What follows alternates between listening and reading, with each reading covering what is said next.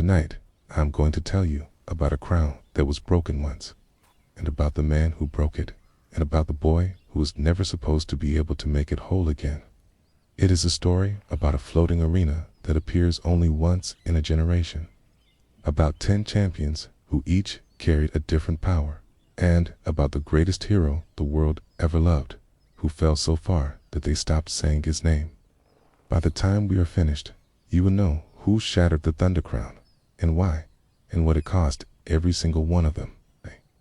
But we have a long road to walk before the thunder, so let us walk it slowly. Before we begin though, the old storyteller would like to know who is out there in the dark tonight. So if you are listening, leave a small note and say what time it is, where you are, and what part of the world you are drifting off in. It is a comforting thing to know that all across the earth there are people lying still in the quiet, being told the same story at once.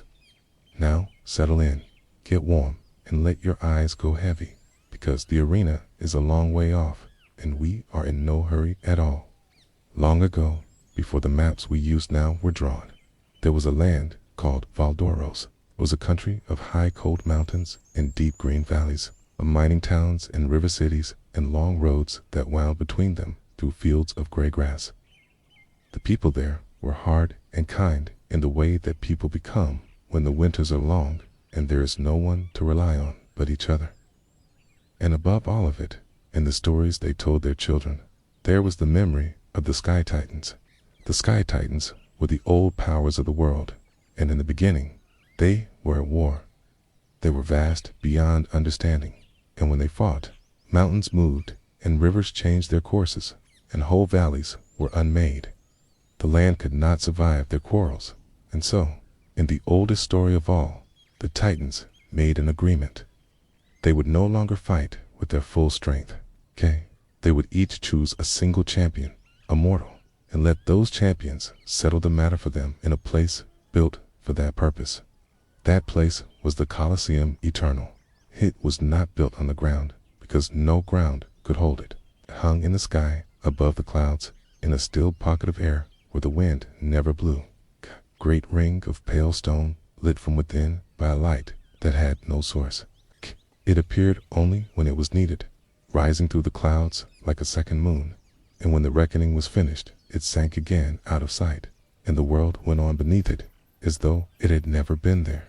And when the last of the Sky Titans finally faded from the world, as even the greatest things eventually do, their power did not vanish, settled, sinking down out of the sky and into the deep places of the earth, into stone and iron and fire and shadow, and it hardened there into 10 sacred relics: a pair of gauntlets, a ring of living chain, a veil of woven dark, 10 objects in all, scattered across Valdoros, waiting in the deep for the hands that could master them. Whoever found a relic and could bear its power became something more than a person. They became a champion. Each relic gave a different gift, and each champion, over the long years of training it took to master one, developed a signature technique, single perfected motion that became almost sacred to them, the way a prayer becomes sacred through repetition. These techniques had names, and the names were spoken with awe, because to see one performed was to see a piece of the old Titan power move through a mortal body. But above the 10 relics, above all the champions, there was one thing more. There was the Thunder Crown. It was not a relic like the others, because it did not belong to any single champion. It was the crown the Titans themselves had worn, and it held the whole of their settled power, and it appeared only at the calling of a grand reckoning, which came but once in a generation. Whoever won the grand reckoning and took the Thunder Crown gained the power to reshape the age itself. Now, here's the thing you must hold on to, because it is the heart of the whole story. The Thunder Crown did not simply grant power, It amplified whatever was already in the heart of the one who wore it. A cruel heart wearing the crown would remake the world into something cruel. A generous heart would remake it into something kind. The crown was a mirror as much as a weapon, and that turned out to matter more than anyone understood. Let me tell you more about the 10 relics before we go on, because they matter. And because a story like this is better when you understand the shape of the world it happens in. Each of the 10 held a different piece of the settled Titan power, okay? And no two were alike. And the gift each one gave shaped the person who carried it as much as the person shaped the gift. A relic of fire made a champion passionate.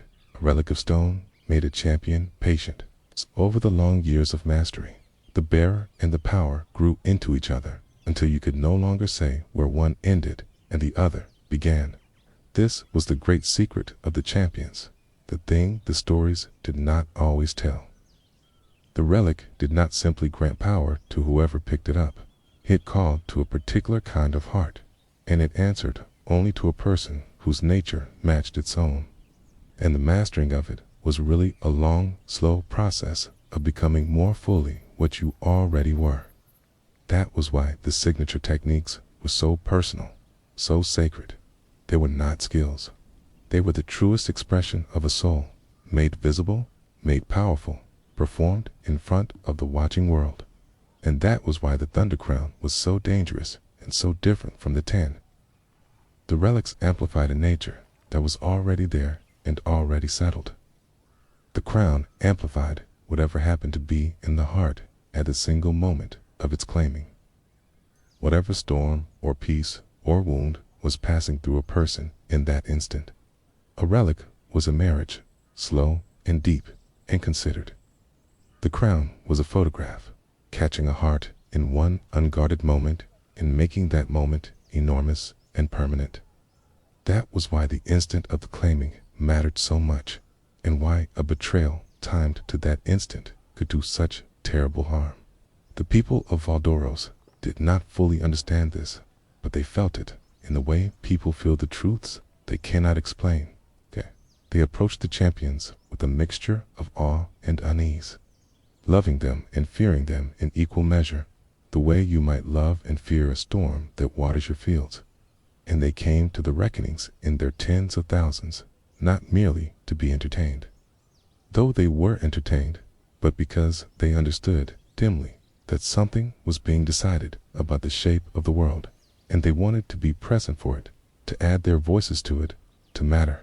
For the crowd was not a spectator at the Colosseum Eternal.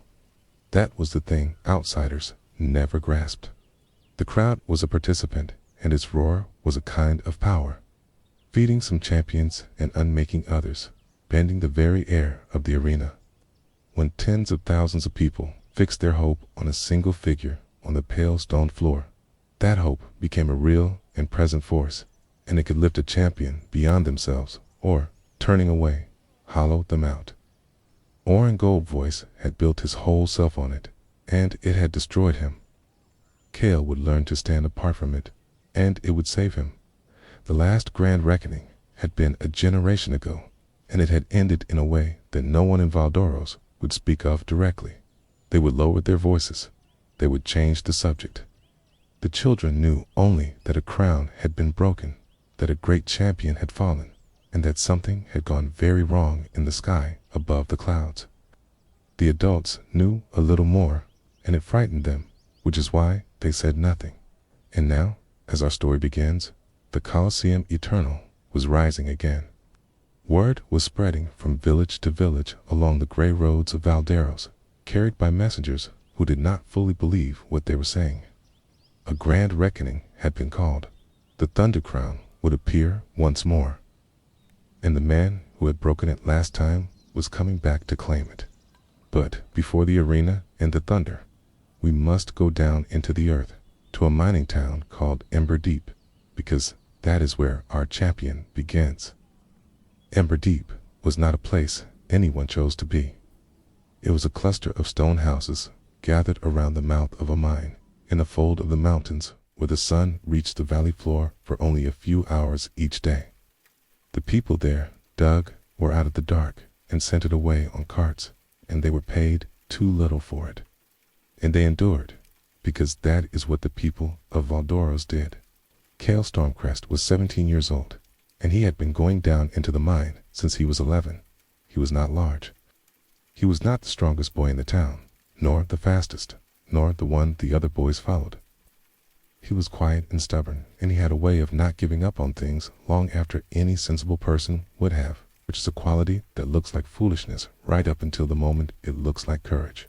His parents were gone. His father had died in a shaft collapse when Cale was 9, and his mother had faded not long after.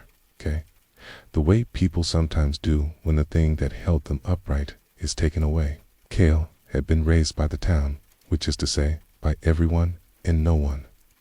Sleeping in whatever house had a spare corner, and eating at whatever table had a spare seat.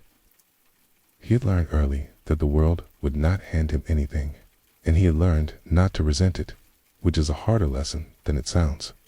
On the day everything changed, Cale was deep in a section of the mine that had been abandoned years before, chasing a vein that the older miners had given up on. He should not have been down there alone. But Cale had a stubbornness about abandoned things, a sense that the world was too quick to decide something was finished. And so he had gone into the dark with a lantern and a pick to see for himself. The collapse, when it came, was small and sudden. Section of the old ceiling gave way behind him, sealing the passage. The noise of it went rolling away into the deeper dark. Cale was not hurt, but he was trapped, alone, with a lantern that would not last the night and a great weight of stone between himself and the world above. He sat with his back against the wall and made himself breathe slowly, because panic uses up air, and he waited for the fear to settle into something he could think through. And in the silence, when his own heartbeat had quieted, he heard something. It was a low humming, almost too deep to hear, coming not from the passage he had come down, but from the sealed vein beyond. The one the old miners had abandoned. It was a sound like a struck bell heard from very far away, held and sustained, patient. Cale, who had never been able to leave an abandoned thing alone, took up his failing lantern and went toward it. The vein opened into a small natural chamber, and in the chamber, set into the far wall as though the stone had grown around them on purpose, were the gauntlets of rolling thunder. They were dark iron, chased with faint lines of blue that pulsed slowly, like something breathing in its sleep. The humming came from them, and as Cale drew near, it grew louder and warmer, until it was not a sound in his ears, but a feeling in his chest, a recognition, as though the gauntlets had been waiting a very long time for exactly this. He should have been afraid. Any sensible person would have backed away from a thing that glowed and hummed in a sealed chamber deep beneath a mountain. But Cale Stormcrest had spent his whole life being told that things were finished when they were not. And he was tired of it.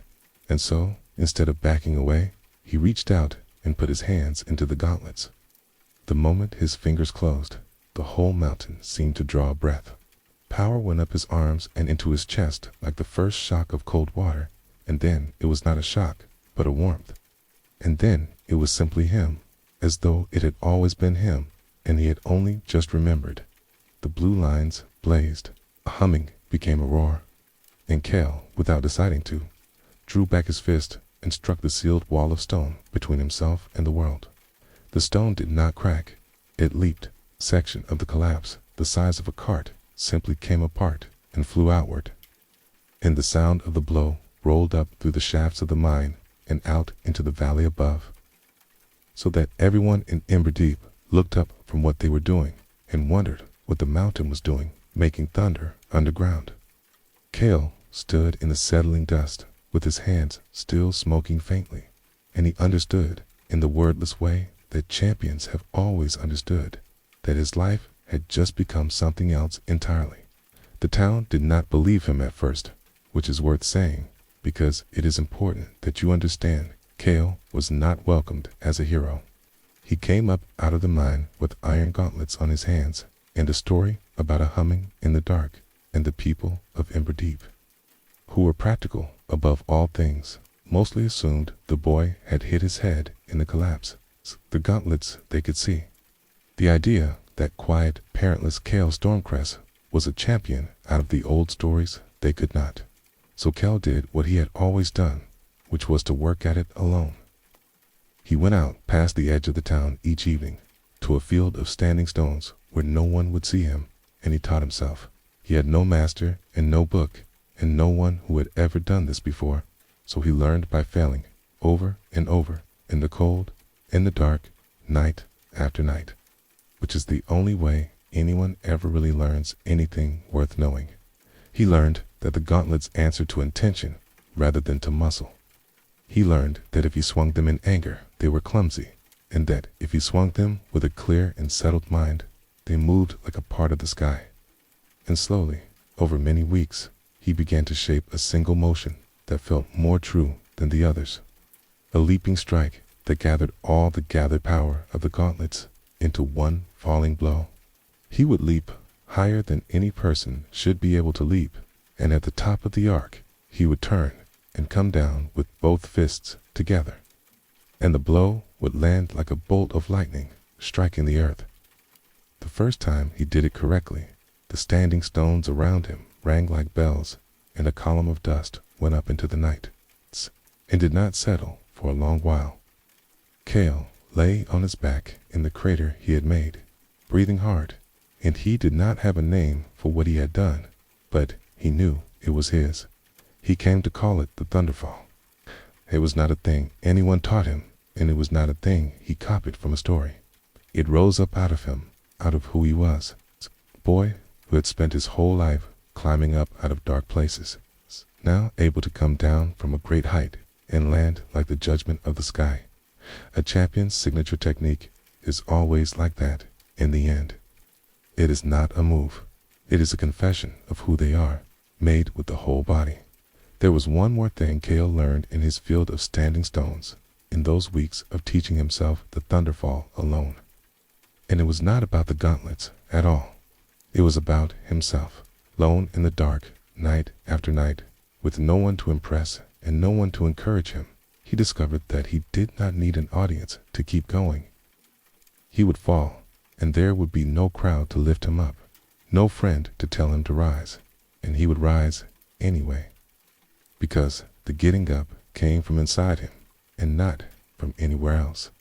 This turned out to be the most important thing about him, more important than the relic, more important than the thunder.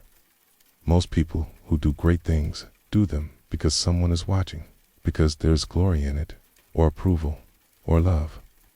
Take the watching away, and they falter, because the strength was never really theirs. It was borrowed from the eyes upon them. Kale's strength was his own.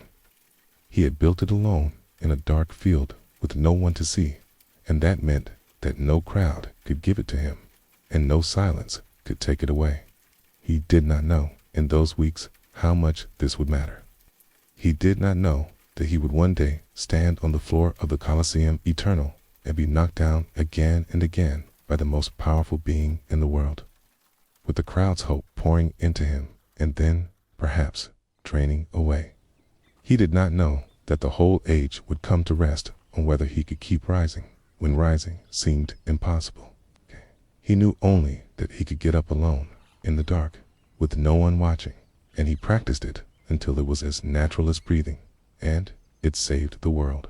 Because here is the truth about Oren Goldvoice and his hollow, crown-fed power set against the quiet boy in the field. Oren could only rise as high as the crowd lifted him. When they turned away, he fell, because he had never learned to stand on his own. Hell had never had a crowd, had never been lifted by anyone, had built every scrap of his strength alone in the cold. And so there was nothing anyone could take from him, because no one had given him anything. The world had made him self-reliant by neglecting him, and in the end, that neglect became the thing that let him do what no beloved champion could. That is a hard truth, and I will not pretend it is entirely a happy one, because a boy should not have to build his strength alone in the dark. Kale would have traded much of it for a mother and a father and an ordinary childhood, and no one should mistake his self-reliance for a blessing. But the world is not always kind about how it forges the things it needs. And sometimes the person who can save everyone is the person who once had no one, precisely because they learned to stand when there was nothing to lean on. Kale Stormcrest was such a person, and the arena was about to discover it. He had been training in that field for perhaps 2 months when the messenger came to Ember Deep. She was a rider on an exhausted horse, moving from town to town along the gray roads, carrying the same words to every settlement in Valdoros. The Colosseum Eternal was rising. A grand reckoning had been called, the first in a generation. And every champion in the land, every bearer of a relic, was summoned to the arena in the sky to contend for the Thunder Crown. Kale stood at the edge of the crowd as the messenger spoke, and he felt the iron gauntlets grow warm on his hands, the way they did when something was true. He had found a relic in the deep and taught himself its secret in a field of standing stones. And he had wondered, night after night, whether it meant anything at all. Whether the world had any use for a parentless boy from a mining town who could make thunder. Now the world was calling. And though every practical bone in his body told him to stay in Ember Deep, where it was safe, Kale Stormcrest had never once in his life been able to leave a summons from the deep unanswered. He did not have to travel far to find his way to the arena, because the arena sent someone to find him. 2 nights after the messenger came, Kale was in his field of standing stones, practicing the thunderfall in the dark, when he realized he was not alone. A figure stood at the edge of the stones, enormous, still, watching him with the patience of the mountains themselves. Kale had not heard him arrive, which should have been impossible for a man that size, and that told him more than any introduction could have. The man was called Braun the Mountain, and he was the largest human being Kale had ever seen. He stood nearly a head and a half taller than any man in Ember Deep, and he was broad in proportion, and his hair and beard had gone entirely to gray. He moved slowly and spoke slowly, and there was in him a deep and settled calm. The calm of something that has been in the world a long time and has stopped being surprised by it. He watched Kale finish his leap and land, and then he crossed the field, and the ground did not shake under him, because Braun had learned long ago to move gently, as very strong things must. Braun was a champion, one of the 10, and his relic was not a weapon at all. It was a gift of pure endurance, of immovability, and his signature was not a strike, but a stance. In his long life, across more contests than anyone could count, Braun the Mountain had never once been knocked from his feet. Not by fire, not by chain, not by the strongest blows the other champions could land. He simply could not be moved, and everyone in Valdoros knew it, and it had made him a legend of a quiet and unusual kind. He had come to Ember Deep because he had felt the thunder underground, the way old champions can feel the waking of a relic, and he had wanted to see the boy for himself. He watched Kale train for 3 nights before he ever spoke, standing silent at the edge of the stones. And what he saw was not the raw power, which was considerable, but the thing underneath it. He saw a boy who fell down and got up, fell down and got up, over and over, in the cold, alone, with no one watching, and no reason to continue except that he had decided to. That, Braun knew, was worth more than power, and it was rarer. He had known many strong champions in his long life, and most of them had been strong in a way that could not survive being beaten. They won because they were used to winning, and the first time the world truly knocked them down, something in them broke and did not mend.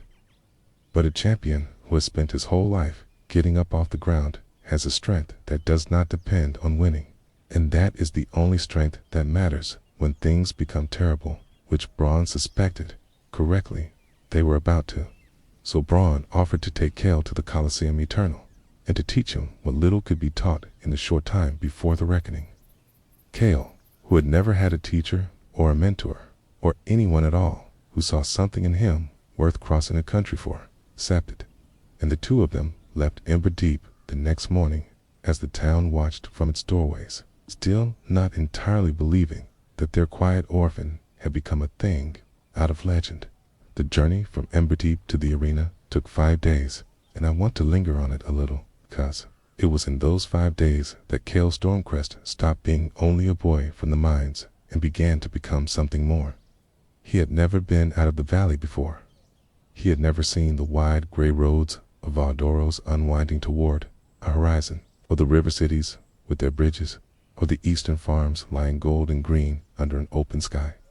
The world was much larger than the fold of mountains he had grown up in, and Kale, walking beside the giant, felt it opening around him with every mile. Bron was a quiet companion, but not a cold one. And as they walked, he taught Kale small things, the way a grandfather teaches without seeming to. He taught him how to read the weather in the shape of the clouds, and how to walk all day without wearing himself out, and how to sit still in the evening and let the day settle before sleep. He taught him that strength was not the same as force, that the strongest things in the world, the mountains, the deep roots, the patient rivers, moved slowly or not at all. And Kale, who had never had anyone to teach him anything, drank it in. On the second night, camped beside the road, Kale asked Bron why he had given up the Thunder Crown all those years ago after winning it. He had been afraid to ask because it seemed an enormous thing to win the power to reshape the age and then to let it go.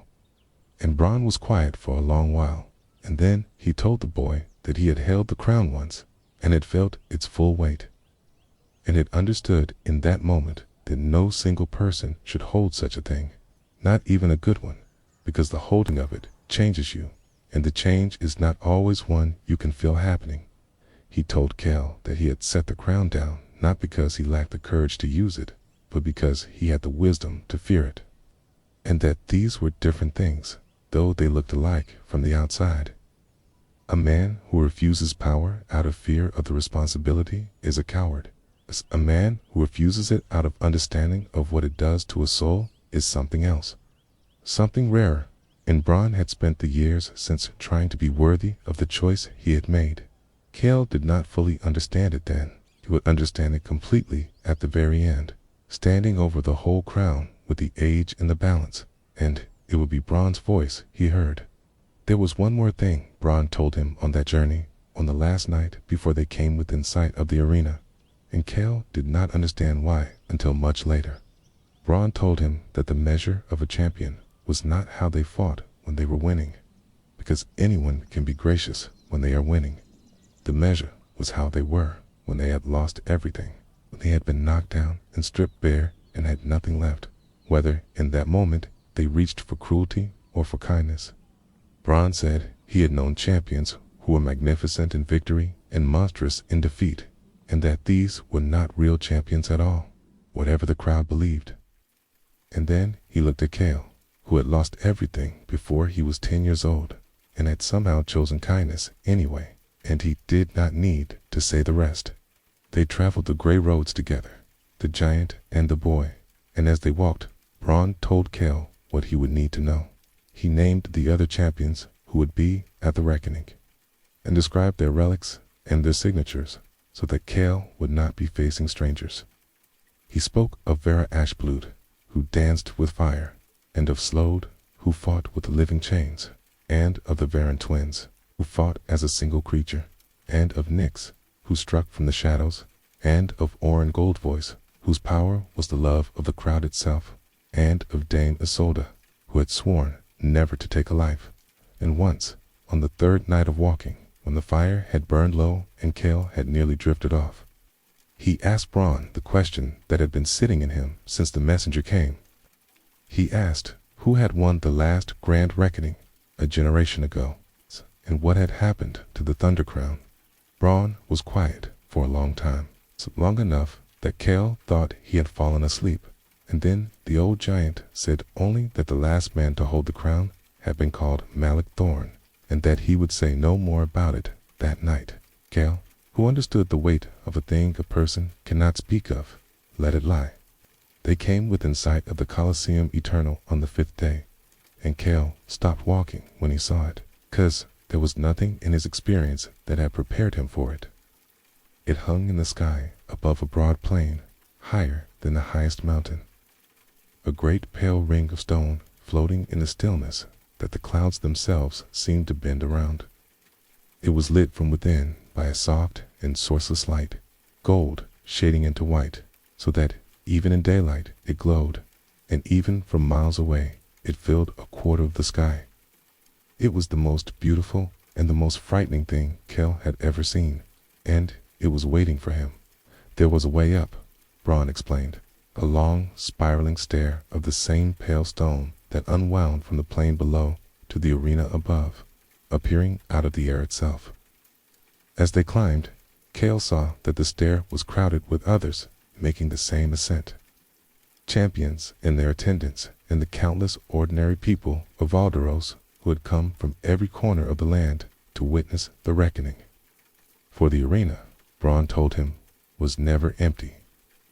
A contest of champions was nothing without a crowd to witness it, and the crowd was not merely watching. In ways Cale did not yet understand, the crowd was part of it. At the top of the stair, the arena opened before them, vast beyond reckoning. The floor was a great circle of pale stone, worn smooth, and around it rose tier upon tier of seating, filling now with the people of Valdoros in their thousands and their tens of thousands. Above it all was open sky, and, at the far end, on a raised platform of black stone that was the only dark thing in all that light, stood a tall, thin figure in robes the color of storm clouds, who Cale knew at once, without being told, was the master of this place. This was the arbiter, the keeper of the Colosseum Eternal, and it was his office to call the reckoning and to enforce the ancient rules.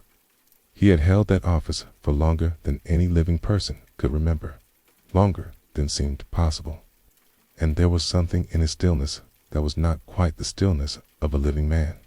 He did not cheer, and he did not frown.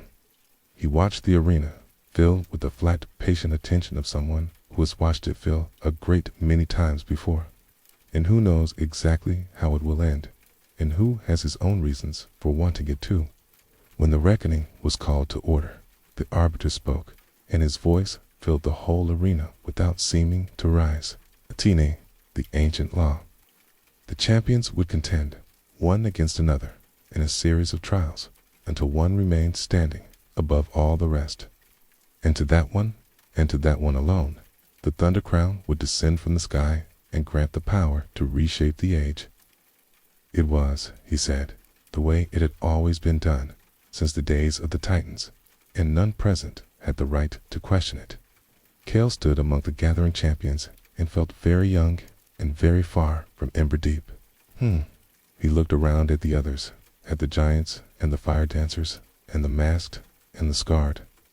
All of them legends, all of them grown, all of them certain of their place in a way he was not. Aid, rippling through the crowd, the thing they were already saying about him, passed from mouth to mouth with amusement and disbelief. The boy champion, the child from the mines, Stormcrest, the one who would be sent home first. He let them say it. He had been underestimated his whole life, and he had learned that there is a kind of freedom in it. It's because a person who expects nothing of you cannot be disappointed and can only be surprised. He set his jaw and he flexed his hands inside the gauntlets of rolling thunder, and he felt them grow warm the way they did when something was true. Whatever these people thought of him, the arena had called, and he had answered, and he was here. That would have to be enough to begin with. The champions arrived, and each arrival was a thing to behold, because a champion does not simply walk into the Colosseum Eternal. Over the long years of mastering a relic, each of them had developed not only a signature technique, but a signature presence, a way of entering a space that announced what they were before they had done anything at all. The crowd knew these arrivals and roared for them, and the roaring was not idle, for reasons that would become clear. This was the theater of it, the ritual, the moment before the contest when each legend became fully themselves in front of the watching world. Vera Ashblood entered in fire. She came onto the pale stone floor, wrapped in flame that did not burn her, moving in a way that was closer to dancing than to walking, and where her bare feet touched the stone, they left brief blossoms of light that faded behind her. She was proud and fierce and beautiful, and she carried herself like someone owed a debt by the world, which, in a sense, she was. Her house had once been great and had fallen, and she had come to the reckoning to win the crown and restore it, and she made no secret of wanting it more than anyone there. Sloth the Chain came next, and he came in silence, which was somehow more frightening than any display. He was a broad and heavy man, wrapped in coils of living iron chain that moved on their own, uncoiling and recoiling around him like something alive and patient. His relic gave him the power to make the chains do his will, to strike and bind and drag. And in the fighting pits of the western cities, he had never been defeated.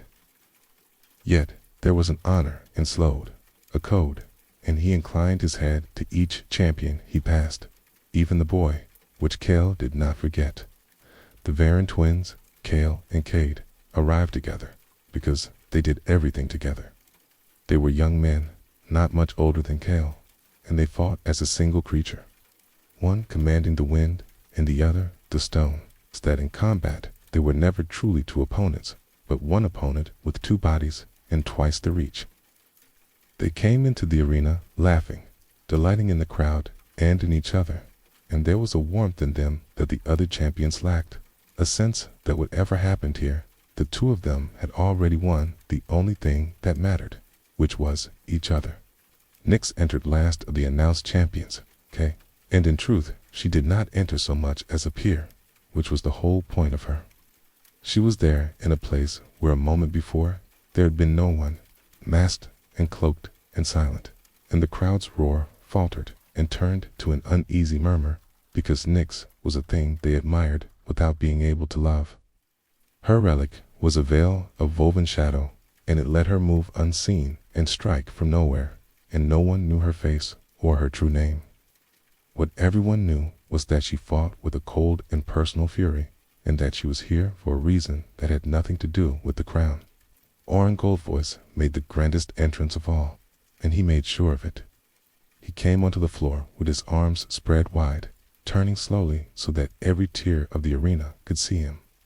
And he drank the crowd's roar the way a thirsty man drinks water, was golden-haired and handsome, and he smiled the smile that had never once been refused. Hey, and his relic was the strangest of all the 10. Orin drew his power from the love of the crowd itself, growing stronger the louder they cheered, so that a champion adored by the arena could become nearly unstoppable, and a champion the arena had turned against became nothing at all. And Dame Isolde came quietly, which set her apart.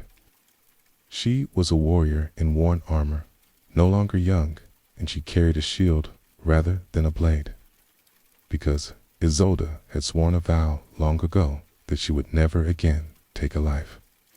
Her relic was one of protection and of mending, of standing between harm and the helpless. And in a contest built around defeating others, she was a strange and gentle presence. She had come, she said, not to win the crown, but to make sure that whoever did was worthy of it. And several of the champions laughed at that, and Kale did not. So there they were, 9 of the 10 champions of Valdoros, gathered on the pale stone floor beneath the open sky, with tens of thousands of witnesses filling the tiers above, and the arbiter watching from his platform of black stone. There should have been 10, of course. The 10th relic had a bearer. Everyone knew it, but that champion had not come, and no one spoke his name aloud. And the empty place among them was like a held breath. Kale felt it, the absence, the way you feel a storm before it arrives, but he did not yet understand what it meant. The arbiter declared that the trials would begin the following day, and that the champions should rest and prepare, for the road to the Thunder Crown was long, and only one of them would reach its end. The crowd descended to the great encampments that had grown up on the plain below, and the champions were given chambers within the arena itself, in the pale stone beneath the tiers. And Kale, who had never in his life been in a place so vast or so strange, found that he could not sleep, and so he went looking for the one person there who felt like home. He found Bronn in a wide, low chamber where a fire had been lit, and he was not alone. The Varan twins were there, warming their hands, and Vera Ashblood sat apart with her flame banked low. and even slowed. The chain had come, his coils resting still around him. It was the night before the trials, and the old instinct had drawn them together, the way people gather at a fire before a hard thing. And Kel slipped in quietly and sat at the edge of the light where a boy could listen without being noticed. And it was there, that night, that Kel finally heard the story of Malik Thorn. It was Braun who told it, because Braun was the only one present who was old enough to have seen it, and he told it slowly, staring into the fire, in the voice of a man handling something that still had sharp edges after all these years.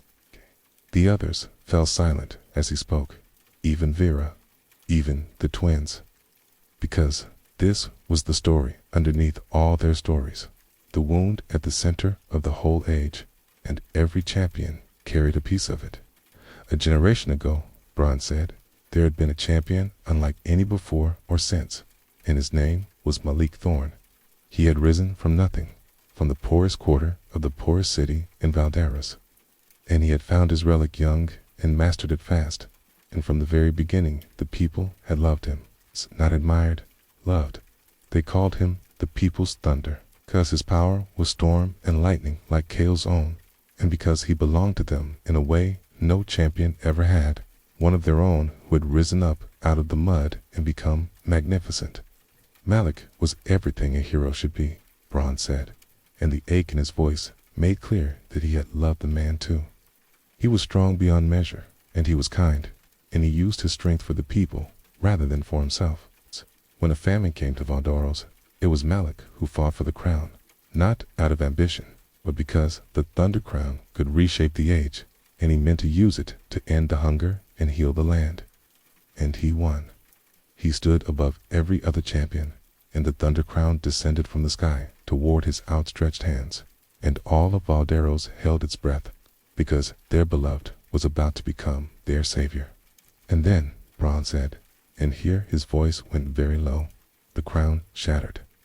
In the instant before Malik's hands closed around it, high in the sky above the arena, the Thunder Crown broke apart, and a shard of it drove itself into Malik Thorn's chest, into his very heart, and everything changed.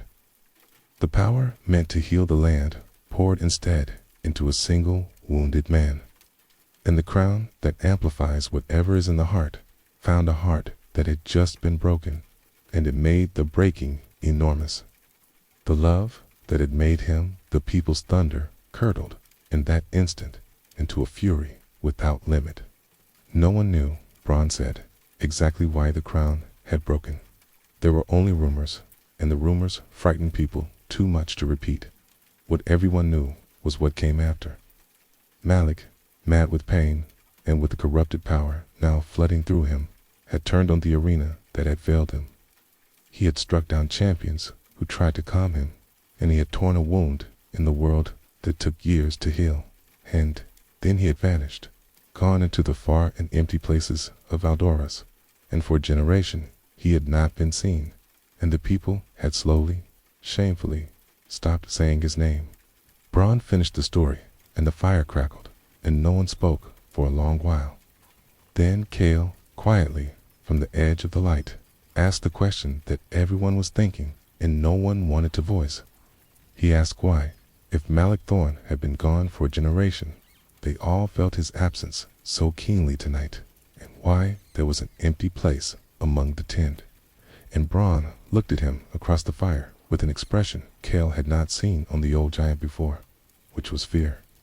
He said that a grand reckoning is called by the arena when the Thunder Crown wishes to be claimed, and that this time he believed it had not been the arena that called it.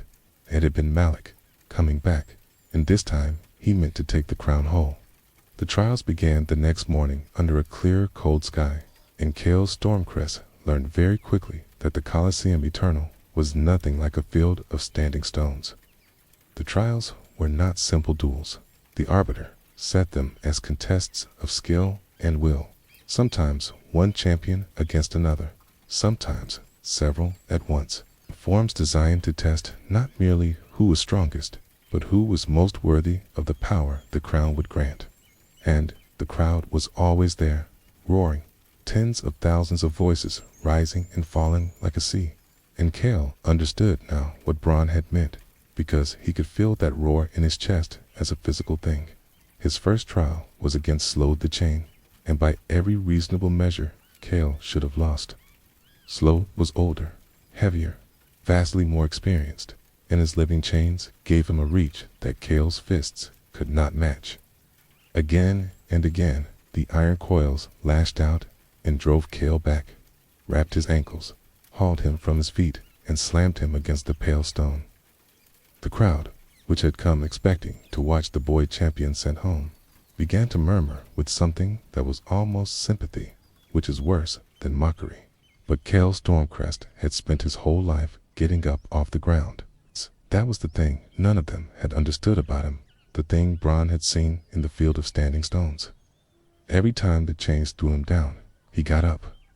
Not angrily, not desperately, but with the plain, unhurried stubbornness of a boy who had been climbing up out of dark places since he was old enough to hold a pick.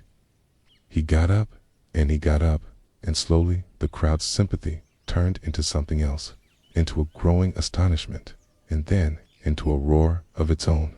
And Slode, who was an honorable man, began to understand that he was not fighting a boy's power, but a boy's spirit, and that spirit was a thing his chains could not bind. When at last Kale saw his opening, when one of the great coils overreached, he did not strike Slode down in triumph. He leaped high above the reaching chains, and turned at the top of the arc, and came down with both fists together in the thunderfall, striking the stone floor between them, so that the shock of it knocked Slode from his feet without ever touching him. And, in the silence that followed, Slode, the chain rose, and inclined his head to the boy, and walked from the field, defeated, but not dishonored. The crowd went wild, and Kale felt the roar pour into him and understood, dimly, why Orin Goldvoice prized it so. But he also felt something Bron had warned him of, a temptation in that roar, a pull toward performing for it, toward becoming what the crowd wanted, rather than what he was. He set it aside. He had not come up out of the mines to become a thing the crowd could shape. He had come to answer a summons from the deep, and he meant to remain himself, whatever the arena made of him. Over the following days, the trials continued, and the field of champions narrowed. Kale, to everyone's growing amazement, including his own, kept getting up. He was not the strongest, and he was not the most skilled, but he had a quality the others lacked. An inability to accept that he was beaten, and in a contest of will as much as power, it carried him further than anyone had thought possible. The boy from the mines, sent home first, was still standing when champions far greater than he had fallen, and the crowd, which loves nothing on this earth so much as a thing it did not expect, began to love him. That night, after the trial against Slode, Kale could not sleep, and so he walked the corridors beneath the tiers of the arena, and he came upon a thing he had not expected. In a wide chamber lit by the sourceless light, the defeated champions of the day had gathered, not to mourn their losses, but simply to be together. And there was wine, and there was quiet talk, and there was, beneath it all, a strange camaraderie. Kale stood in the doorway, uncertain, a boy who had just beaten one of them.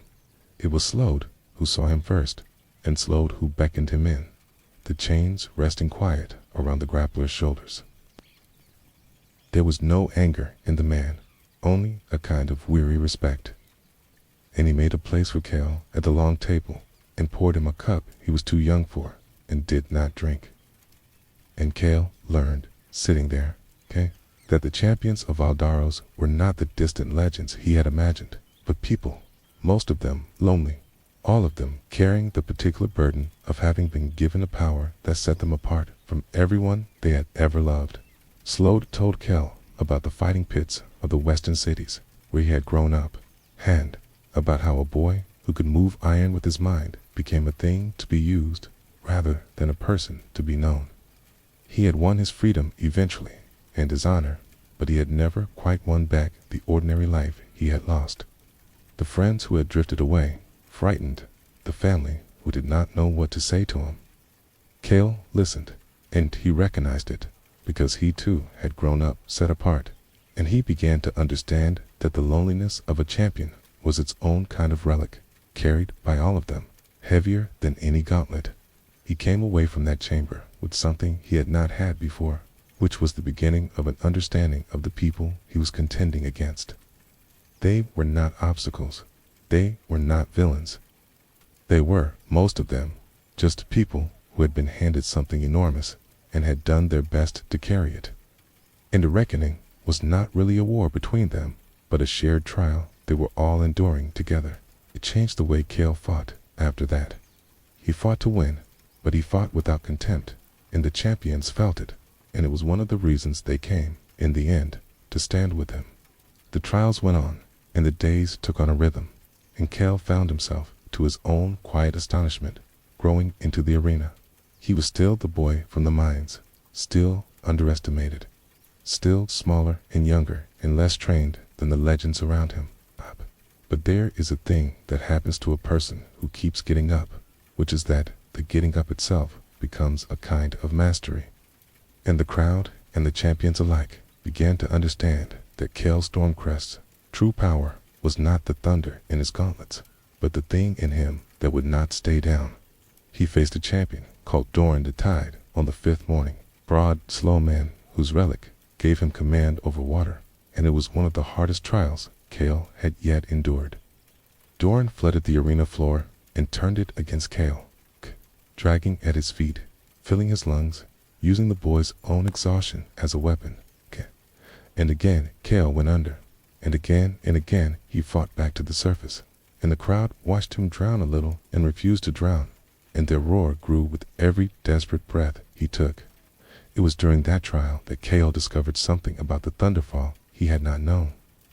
When at last he found the strength for the leaping strike, he came down with both fists together into the flooded stone. The thunder did not merely crack the floor, it leaped through the water Doran had spread across the arena, carried by it, so that the whole flooded floor became an instrument of the blow. And Doran, standing in his own element, was thrown from his feet by the very water he commanded. Kale stood in the settling spray, as surprised as anyone, and understood that a champion never stops learning what their power can do, because the power grows with the person who carries it. Doran rose, soaked and defeated and laughing despite himself, and he clasped Kale's forearm in the old way of the fighting pits and told the boy that he had not expected to lose to a child, and that he was not sorry to have done it. Kale, walking off the floor to the roar of a crowd that had entirely forgotten it had ever mocked him, felt the danger in that roar again, the pull to become its creature, and set it aside again. He was learning that the hardest thing in the arena was not winning the crowd, but refusing to be owned by it. Vera Ashblood sought him out after that, and their friendship deepened in the way that friendships do between people who have fought each other honestly. She had watched the trial against Doran, and she told Kale, in her fierce, blunt way, that he fought like someone who had already lost everything and therefore had nothing left to be afraid of losing, and that this was both his great strength and a kind of sadness. Kale did not disagree with her. He had lost his parents and his childhood in his ordinary life, and it was true that a person who has already been to the bottom is harder to frighten with the threat of falling. But Vera had lost things too, and she had answered her losses differently, with fire and ambition and a fierce determination to climb back to the height her family had fallen from. And the two of them, sitting together in the quiet of the arena at night, came to understand that they were two answers to the same question, the question of what you do with the wound. Kale's answer was to get up and to help others up. Vera's answer was to climb and to build and to burn away anything that stood between her and the restoration of what she had lost. Neither answer was wrong, and each of them saw something in the other that they lacked. Vera told Kale that if it came to the two of them at the end, she would not spare him, because she wanted the crown too much, and her family needed it too badly. And Kale told her that he understood, and that he would not hold it against her. And there was a strange peace in saying it plainly, in knowing exactly where they stood. And their friendship was the stronger for the honesty. Kale had learned from Braun and from Slode, and now from Vera, that the champions of Valdaros were at their best when they told each other the truth, and at their worst when they let the crown make them lie. He did not know yet how much that lesson would matter. He did not know that the whole tragedy of Malik Thorn had begun with a lie. A betrayal dressed as law, a crown broken in secret by a keeper who told the world it was an accident. Fiend knew only that honesty felt like the ground beneath his feet, in a place where everything else was strange. And he held to it, and it held him. When the terrible days came, when Malik returned and the trials became a war, it was the honesty between the champions that let them stand together instead of falling apart, which is what the Arbiter had always counted on them doing. The Varen twins taught Kale the last thing he learned before Malik came, and it was the most important, though he did not recognize it at the time. He had asked them one evening how they fought as one creature, how two people could move with a single mind. And Cade had laughed and said it was no trick at all, that it was only love. That when you love someone completely, you stop keeping score of where you end and they begin. Kale had turned that over for a long time afterward, for the twins fought without any fear of each other's strength, without any of the wariness that the other champions carried. When Kale commanded the wind, he did not worry that Cade's stone would fail him. And when Cade raised the stone, he did not doubt that Kale's wind would guard him. And so between them, there was no gap for an enemy to exploit, because there was no gap at all. It was a thing built entirely of trust, and Kale, who had grown up trusting no one because he had learned early that the world would not hold him, found it almost unbearably beautiful to watch. He asked them if they were not afraid, fighting for a crown that only one person could win. And they looked at him as though he had said something very strange, and told him that neither of them wanted the crown, that they were only there because they had been summoned, and that whatever happened, they had already won the only thing that mattered, which was each other.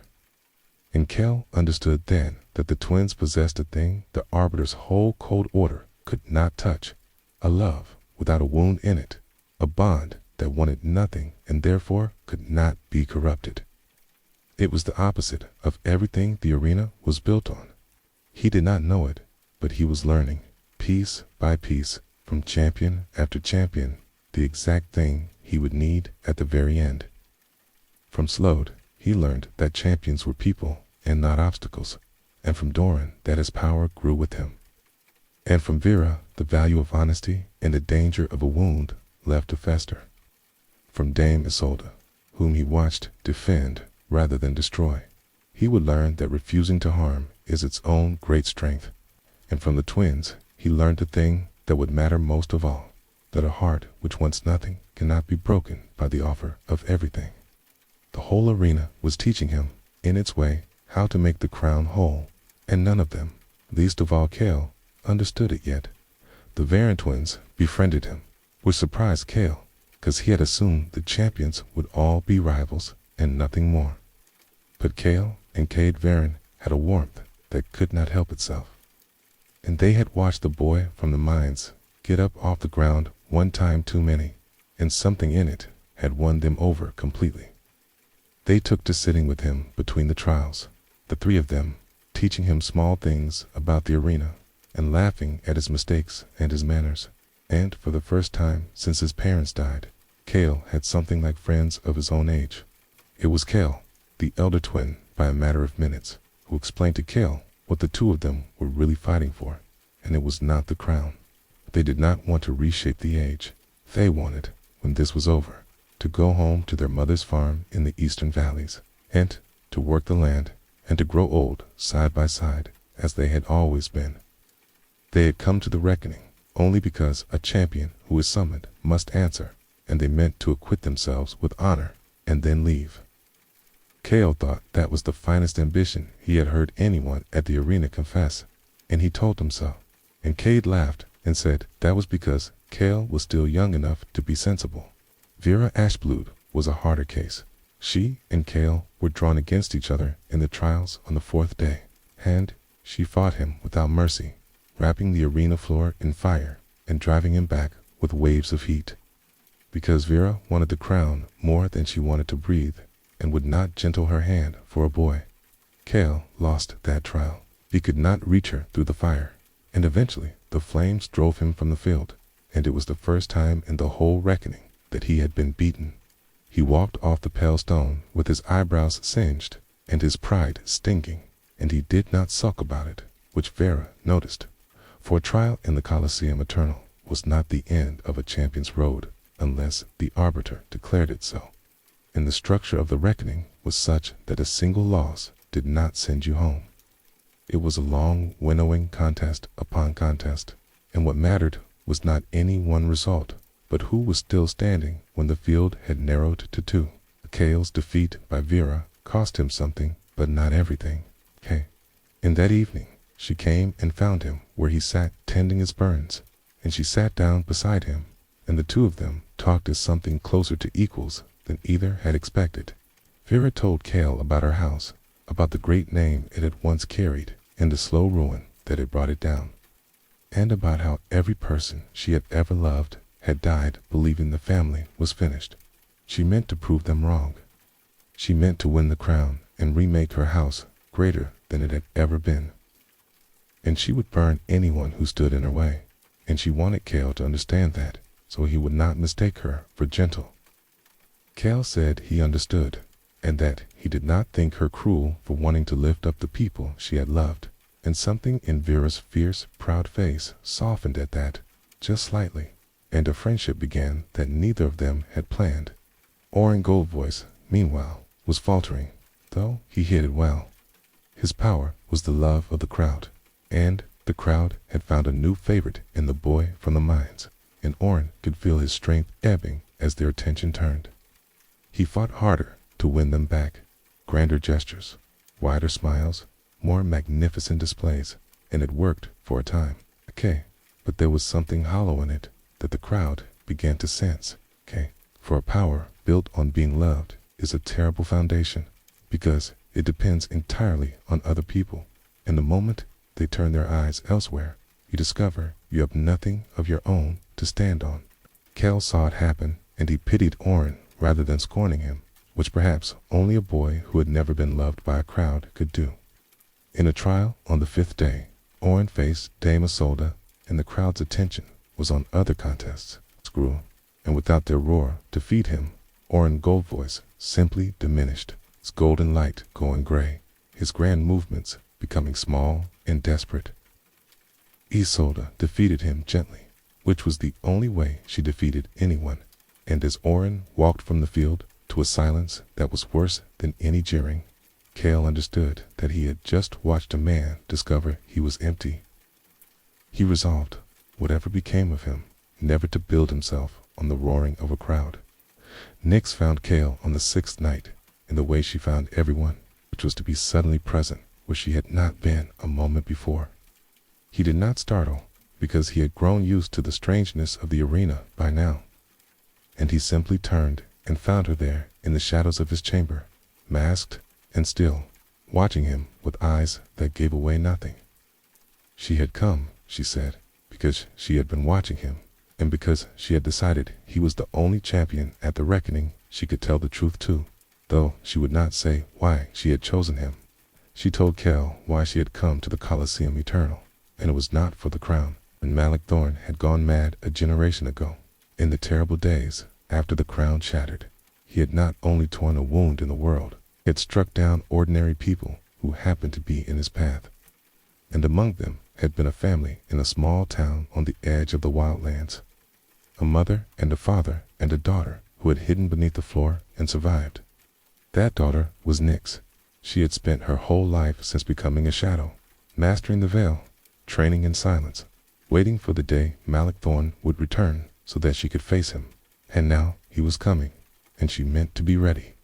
Kale listened, and he did not offer her comfort, because he understood that a grief that old and that carefully kept is not looking for comfort. He asked her instead what she would do if she reached Malik and found not a monster, but a man. a broken man with a shard of the crown in his heart, more to be pitied than hated. Nyx was silent for a long time.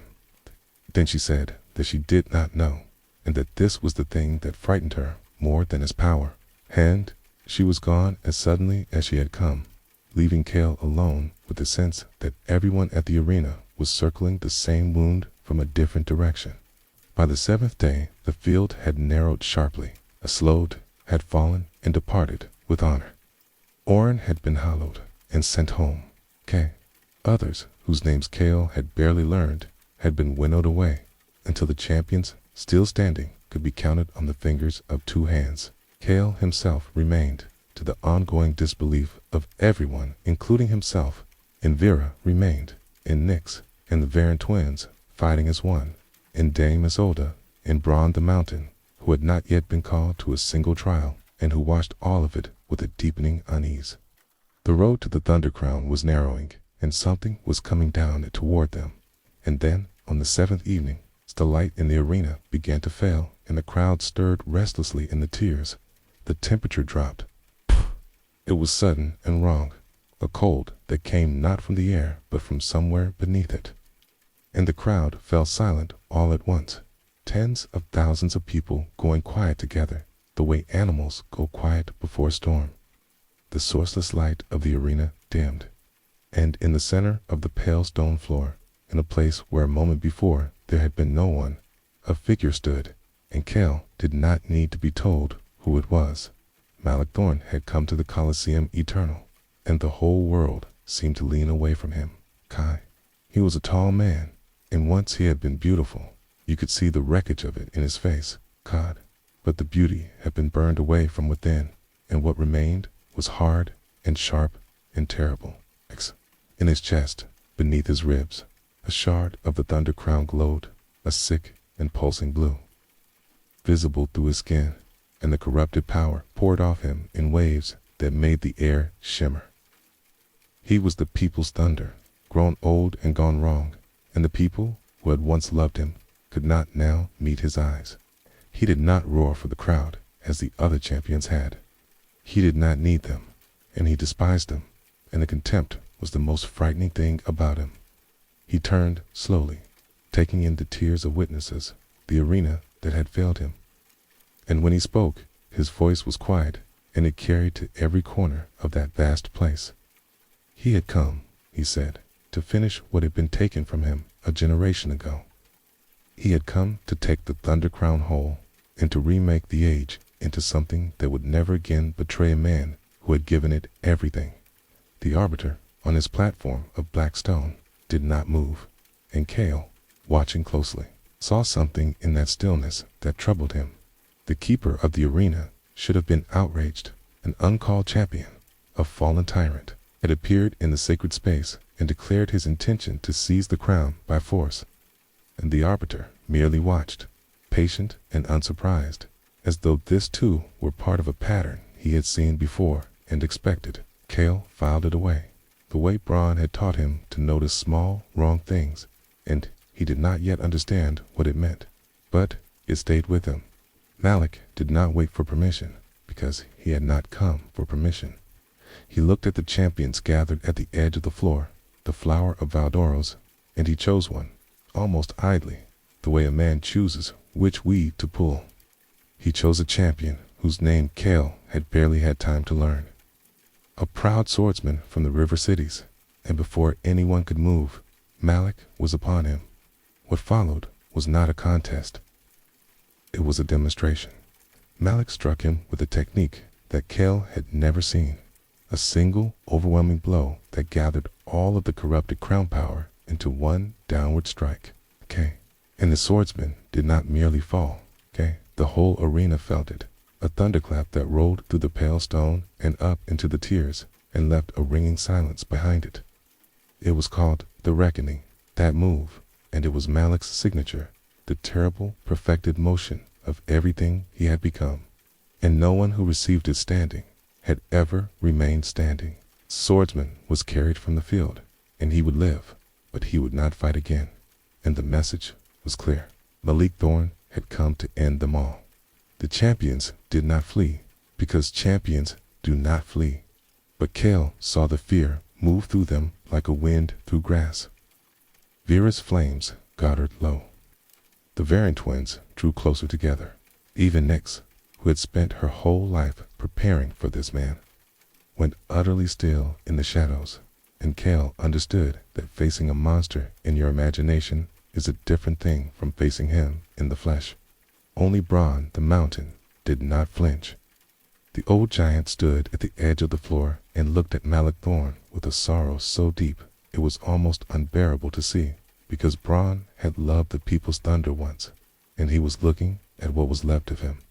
The Arbiter finally spoke, and what he said turned Kale's unease into something colder. He declared that Malak Thorn had the ancient right to contend, as any bearer of a relic did, and that the reckoning would proceed, and that the crown would go to whoever stood above all the rest, be it a beloved boy or a fallen tyrant. It was the law, he said, the way it had always been done, and none present had the right to question it. And Kale, watching the Arbiter's flat, untroubled face as he handed the arena over to a monster, understood that the keeper of the Colosseum Eternal was not a neutral thing, and that there was a secret here, older and darker than any of them knew. Malak withdrew to wait, as was his right, for the trials to run their course and deliver him an opponent worthy of the crown, and the champions were left in the failing light of the arena to absorb what they had seen, and to understand that the reckoning had changed. It was no longer a contest among themselves for the honor of the crown. It had become something far older and simpler, the thing the story had been about from the very beginning. It had become good standing against evil, with the fate of the age in the balance, and most of them were not sure they were equal to it. That night there was no fire and no gathering, because no one had the heart for it. The champions kept to their chambers, alone with the knowledge of what they faced. And Kale lay awake in the dark, listening to the wind that had begun to move through the arena now that Malak had come, disturbing the stillness that had held for a generation. He was 17 years old and a long way from Ember Deep, and he had come here to answer a summons and prove that a boy from the mines could matter, and instead he had walked into the return of the worst thing that had ever happened to the world. He was afraid, and he did not pretend otherwise, because Bronn had taught him that pretending not to be afraid is how the fear wins. Bronn came to him before dawn. The old giant filled the doorway of Kale's chamber, and there was a heaviness in him that Kale had not seen before, a look of a man who has made a decision he does not expect to survive. He sat down on the floor beside Kale, slowly, the way he did everything, and for a while he did not speak. Kale, that when the trials resumed, he, Bronn the Mountain, would put himself forward to face Malak Thorn, so that the younger champions would not have to. Kay was, he said, the least a man could do who had loved the people's thunder and failed to save him the first time. Kale protested because Bronn was old and Malak was at the height of his terrible power. But the giant quieted him with a look. Bronn had never in his long life been knocked from his feet. That was his gift and his legend, the unmovable. And he meant to use it now for the only thing it had ever really been for, which was to stand between the people he loved and the thing that would harm them. If anyone in Valderos could weather the reckoning and remain standing, it was Bronn, and he intended to try, and he wanted Kale to understand why before it happened. He told Kale a thing then that he had not told the others around the fire. He told him that he did not believe the crown had shattered by accident a generation ago. He had been there. He had seen it happen, and he had spent the years since turning it over in his mind. And he had come to believe that the breaking had been done on purpose by a hand that wanted Malak Thorn stopped. He would not say more, because he was not certain, and a giant does not accuse without proof. But he wanted Kale to carry the suspicion in case Bronn himself did not come back from the floor, so that the truth would have somewhere to live. And then Bronn said the last and most important thing, and Kale would turn it over in his own mind for the rest of the story. He said that Malik could not be defeated by strength, because Malik was strength, more of it than any of them possessed. The only thing that could stop the people's thunder was the thing he had lost. The thing the shard had taken from his heart when the crown broke. Braun did not name it. He said only that when the moment came, Kale would understand, and that he should not try to beat Malik, but to reach him. Then the old giant rose and went to prepare, and Kale did not sleep at all. The trials resumed at dawn, but they had lost their meaning, because everyone knew what was coming. The champions moved through the contests like people going through the motions of an ordinary day while a storm gathers on the horizon. And the crowd, which could feel it too, was subdued and watchful. And when the arbiter called the next trial, Ron the Mountain stepped forward before any name could be spoken, and he declared that he would face Malik Thorn, and the whole arena drew a breath, because the unmovable against the reckoning was a thing the world had never seen. Malik came onto the floor almost lazily, the shard glowing in his chest. And he looked at the old giant with something that might once have been affection, buried very deep. They had known each other, these two, in the days before the fall. Braun had stood in Malik's corner when the people's thunder was the most beloved man in Valdaro's hand. There was a moment, before it began, when the two old champions simply looked at each other across the pale stone. And a generation of grief passed between them without a word. Then Malik's face hardened, and the moment was gone, and the corrupted power gathered around him like a coming night. Braun took his stance. It was the only thing he had, the only thing he had ever needed, the deep-rooted immovability that had never once failed him. He planted his feet on the pale stone, and he lowered his center, and he became what he had always been, the mountain, the thing that does not move. And the crowd roared for him with a desperate hope. Because if Braun could stand against the reckoning, then perhaps the world was not doomed after all. Kale watched from the edge of the floor with his heart in his throat, and he willed the old giant to hold. Malik struck, and it was the reckoning. The full terrible weight of everything he had become gathered into a single downward blow. And it fell upon Braun the Mountain like the sky itself coming down, and Braun held. The blow landed, and the arena rang with it, and the pale stone cracked beneath the giant's feet, and Braun did not fall. The crowd came to its feet as one, roaring, weeping, because the unmovable had taken the unsurvivable blow and remained standing. And for one shining moment, it seemed that the monster had met a thing he could not overcome. But Malik Thorn had a generation of fury in him, and he was not a man anymore, but a wound that wanted the whole world to hurt as much as it did. And he struck again, and again, and again. The reckoning fell upon Braun the Mountain a second time, and a third, and a fourth, faster than any champion should have been able to gather it. The old giant held through the second and swayed through the third, and on the fourth, for the first time in his long and legendary life. Braun the Mountain was moved. His feet slid on the cracked stone, and his knee bent, and slowly, terribly, the unmovable went down. The arena fell silent, a silence so total it was its own kind of scream. Kale was already running, but he was too far, and there was nothing he could have done in any case. And he reached the fallen giant only as Malik was turning away, finished with him, contemptuous. Kale dropped to his knees beside Braun and took the old man's great hand in both of his, and Braun was still alive.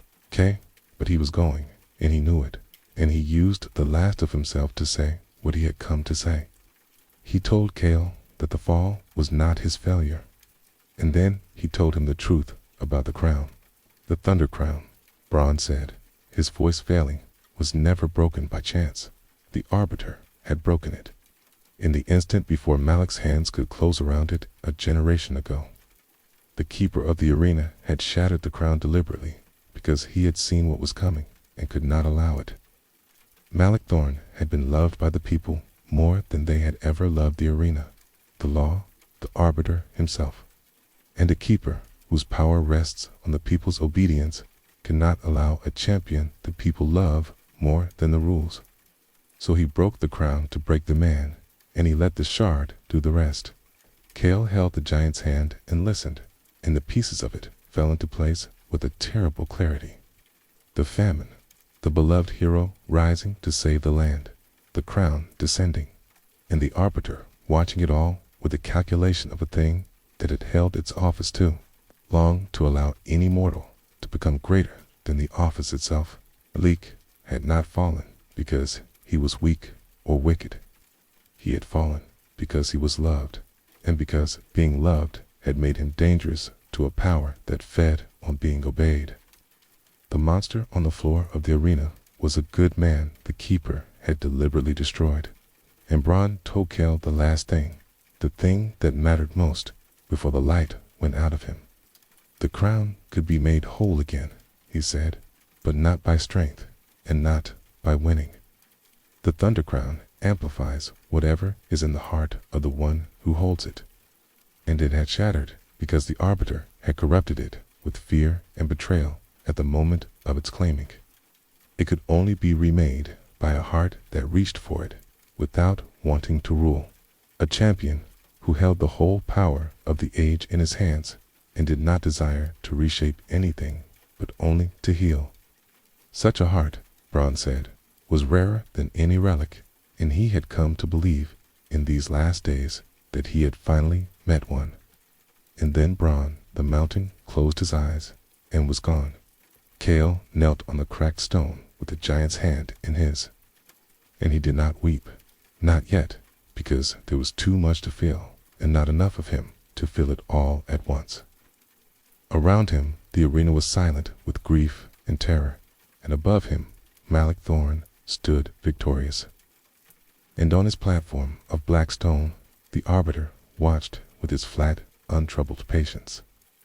And Kale looked up at that patient face and understood at last what he was looking at. He was looking at the true architect of the whole tragedy. The monster was only a wound. The one who had made the wound stood above them all, keeping the rules, calling it law. Kale rose from Bron's side, and something had changed in him. He was still afraid, more afraid than he had ever been, but the fear had a shape now, in a direction, and underneath it was a cold, clear certainty that had not been there before. He climbed the steps to the arbiter's platform of black stone, in full view of the silent arena, and he stood before the keeper of the Colosseum eternal, and he asked him, plainly, whether it was true, whether he had broken the crown a generation ago, whether he had made the monster that had just killed Bron the mountain. The arbiter did not deny it, because the arbiter had held his office for so long that he had forgotten how to fear the judgment of mortals. He looked down at the boy from the mines with something like mild interest, and he told Kale that yes, he had shattered the crown, and that he would do it again, because it was his purpose to preserve the arena and the law and the ancient order of things, and Malik Thorn had threatened all of it. Champion the people love more than they love the law is the beginning of the end of the law. The arbiter had a duty to the eternal thing, and mortals, even beloved ones, even good ones, were less than that duty. He said it without cruelty, which was worse than cruelty, the way a gardener speaks of pulling a weed. Kale listened, and he understood that he was hearing the oldest and coldest kind of evil there is. The evil that believes itself to be order, that destroys living things in the name of a rule and feels righteous doing it.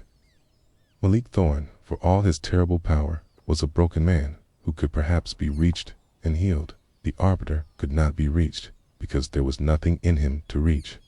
Only the cold logic of a keeper who valued the cage more than anything that lived inside it. Kale saw that there were two evils in the arena, and that they were not the same, and that they required different answers. He asked the arbiter one more question. He asked whether the crown could truly be made whole, as Bron had said, by a heart that reached for it without wanting to rule. And the arbiter's flat face showed, for the first time, a flicker of something that was almost unease. Because this was the one outcome his long calculation had never accounted for. In all his generations of keeping the arena, he had guarded against ambition, against champions who wanted the crown too much, because he understood want and could break it. He had never once had to guard against a champion who did not want it at all. Coldly, that such a thing was a fable, and that the boy would desire it to when the moment came. But Kale saw the flicker, and he knew the arbiter was afraid, and he knew why. Kale came back down from the platform, and he gathered the remaining champions to him, Vera and Nyx, and the Varan twins, and Dame Isolde. In the shadow of the tears, where the arbiter's attention was elsewhere, he told them everything Bronn had told him, the deliberate breaking of the crown, the true nature of the arbiter, the way to make the crown whole. And he told them what he intended to do, which was to reach the final reckoning against Malik Thorn, and to face him not as an enemy to be beaten, but as a man to be reached, and to take the crown at the end, not to rule, but to heal, so that it would become whole in his hands, and the age could be mended. The champions listened, and they did not all believe it could be done. Vera, fierce and proud, said that Malik would kill Kale long before he could reach whatever man remained beneath the shard. Nyx, who had prepared her whole life to kill Malik herself, was silent, and Kale could see the war in her, the vengeance she had carried against the new and terrible knowledge that the man who killed her family had himself been murdered in his soul by another. And the Varan twins, who wanted only to go home and grow old on their mother's farm, looked at each other and made a decision together, as they made all decisions, and told Kale that they would stand with him to the end. The road to the final reckoning was short and brutal, because Malik Thorn had no patience left, and the arbiter had no reason to slow him. One by one, over that last terrible day, the monster cut through the remaining champions, and one by one they fell. And the manner of their falling is part of the story and must be told. For they did not fall as cowards, and each of them, in falling, gave Kale something he would need at the end, though none of them knew it. Dame Isolde faced Malik first, and she did the only thing her vow allowed, which was to defend. She raised her shield, and she stood between the tyrant and the others.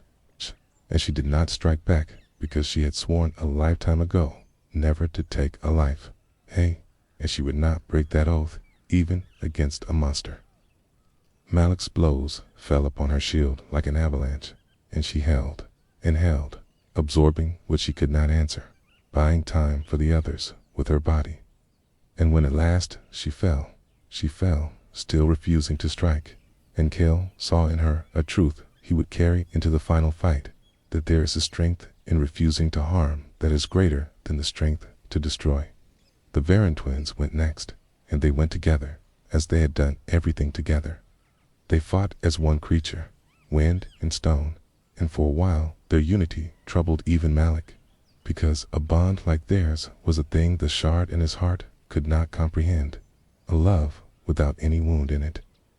They could not defeat him, but in their falling they showed Kale what Malik had lost, for the twins fought not for the crown or for glory, but for each other, and their every motion was an act of love, and Malik, watching them, faltered for just an instant, as though something very deep in him remembered having loved like that once. Kale saw the faltering. He filed it away. Vera, ash-blued, faced Malik with everything she had, all her fire, all her fierce, proud fury, and she came closer to hurting him than any of them, because Vera's power was passion, and Malik's corrupted heart was passion turned to poison, and for a moment the two blazes met, and neither gave way.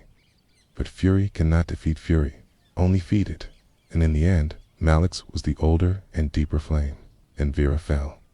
Yet, as she fell, she looked at Kale, and she called out to him not to fight Malik's fire with fire.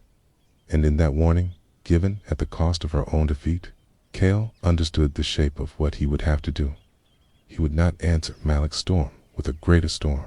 He would have to answer it with something else entirely. And Nyx faced Malik, last of all, the shadow who had prepared her whole life for this single meeting. And hers was the hardest falling to watch, because it was not really a fight at all. She came at him out of the dark with all her cold and perfect skill. The vengeance of a lifetime gathered into her hands, and she reached him, which none of the others had done. She had him, and in the instant she could have struck the killing blow. She looked into the face of the man who had murdered her family, and she saw beneath the monster the shard glowing in his chest, and she saw that he was not a monster at all, but a prisoner, screaming behind his own eyes, and she could not do it. She lowered her hand, and Malik, who did not understand mercy and could not receive it, struck her down where she stood, and she fell. And her falling taught Cale the last thing he needed, which was that hatred was not the answer to Malik Thorne, and never had been. The night before the final reckoning, Cale did not sleep, and he did not try to. He sat alone in his chamber beneath the tears, with the gauntlets of rolling thunder resting quiet in his lap. And he thought about everyone who had brought him to this moment. He thought about his father, dead in a collapsed shaft when Cale was 9, who had never known his son would become a champion. He thought about his mother, who had faded away in her grief, and about the town that had raised him in its rough, distracted way, passing him from table to table. He thought about Brawling the Mountain, lying now on the plain below, who had crossed the country to bring a boy from the mines to the arena, and who had died to tell him the truth. He thought about the champions who had fallen that day, Isolde and the twins, and Vera and Nyx, each of them giving him something in their falling, each of them a piece of the answer he would need. He was not alone, he realized, though he sat alone in the dark. He was carrying all of them into the fight tomorrow, and they were carrying him. And he thought about Malik Thorne, the man he would face at dawn. He tried to imagine what it had been like to be the most beloved person in all of Valdaros, but to reach out for the power to save a starving land, and to have it shatter in your hands and drive a poisoned shard into your heart in the same instant. He tried to imagine a generation of that pain, alone in the wild places, the good man drowning slowly beneath the wound. And Cale found that he could not hate Malik, however hard he tried, and he understood that this inability to hate was not a weakness, but the very weapon he would carry into the arena. For the Arbiter and the Shard had built their whole tragedy on hatred, on the belief that a wounded heart must lash out, that betrayal must curdle into vengeance, that a broken man becomes a monster. Cale meant to prove them wrong. He meant to walk out onto the pale stone and take everything Malik could give him and refuse, absolutely, to hate him back, and to keep refusing until the man beneath the monster heard him. It was the only plan he had, and it was not really a plan at all, but a decision about who he would be, and Cale had always been better at those than at plans. When the first gray light of dawn came into his chamber, Cale rose and put on the gauntlets, and stood for a moment, feeling the weight of what was coming. He was 17 years old, and a long way from Ember Deep, and he was about to face the most powerful being in the world with nothing but his stubbornness and his refusal to hate. By every measure, it was hopeless. Cale Stormcrest, who had spent his whole life doing hopeless things because no one had told him he could not, walked out to meet the dawn and the tyrant and the crown, and he was not afraid. Or rather, he was afraid, and he went anyway, which is the only courage that has ever mattered.